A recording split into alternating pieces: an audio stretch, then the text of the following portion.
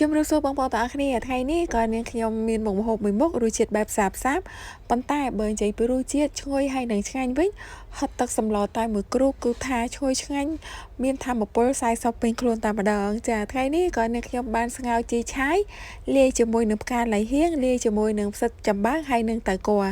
ចាបើសិនបើជាបងប្អូនចង់ដឹងពីរបៀបធ្វើយ៉ាងណានោះសូមបងប្អូនតាមដានខ្សែវីដេអូមួយនេះពីដើមដល់ចប់ជាមួយនឹងនាងខ្ញុំទាំងអស់គ្នាចំពោះគ្រឿងផ្សំមុខម្ហូបមួយមុខនេះមានដូចជាសាច់ជ្រូកចិញ្ច្រាំហើយក៏មានជាមួយនឹងយឺហឺហេប៊ី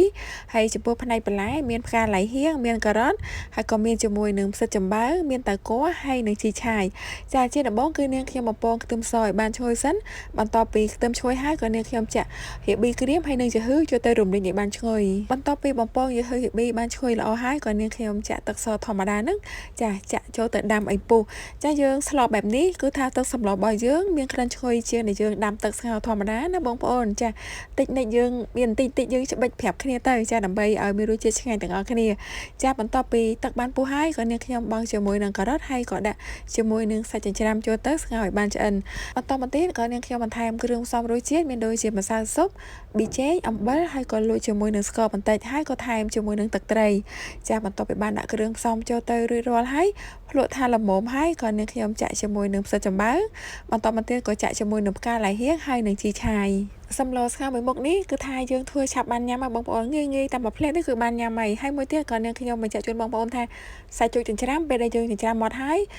ក៏ត្រូវបន្ថែមគ្រឿងផ្សំរសជាតិចូលទៅក្នុងសាច់ជ្រូកដែរចាហើយគ្រឿងផ្សំដែលត្រូវបន្ថែមនោះក៏មានជាមួយនឹងខ្ទឹមសមានម្រេចម៉ដ្ឋមានប៊ីចេងមានអំបិលម្សៅស៊ុបហើយក៏បន្ថែមជាមួយនឹងទឹកស៊ីអ៊ីវហើយនិងហេប៊ីក្រៀមចាដាក់គ្រឿងផ្សំចូលទៅច្របល់ឲ្យបានសព្វបន្ថែមគ្រឿងផ្សំចូលទៅបែបនេះគឺធ្វើឲ្យសាច់ជ្រូកចិញ្ច្រាំរបស់យើងវាមានរសជាតិឆ្ងាញ់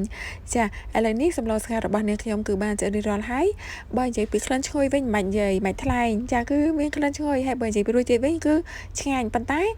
រសជាតិអត់ដិតទេណាបងប្អូនរសជាតិបែបសាបចាចំពោះមុខម្ហូបមួយមុខនេះសម្រាប់នាងខ្ញុំគឺចូលចិត្តញ៉ាំខ្លាំងមែនតើហើយបងប្អូនកុំឆ្ងល់ជាមួយនឹងនាងខ្ញុំបងប្អូនដែលគាត់តាមដានវីដេអូរបស់នាងខ្ញុំប្រកាសជាឮពាក្យថាឆ្ងាញ់មែនតើបន្ទាប់ពីនាងខ្ញុំចម្អិនរួចរាល់ចាពីព្រោះអីមុខម្ហូបដែលនាងខ្ញុំធ្វើបង្ហាញទៅកាន់បងប្អូនទាំងអស់គ្នាគឺសុទ្ធសឹងតែជាមុខម្ហូបដែលនាងខ្ញុំចូលចិត្តញ៉ាំចាអញ្ចឹងហើយឲ្យតែថាឆ្អិនគឺដឹងតែឆ្ងាញ់មែនតើហើយ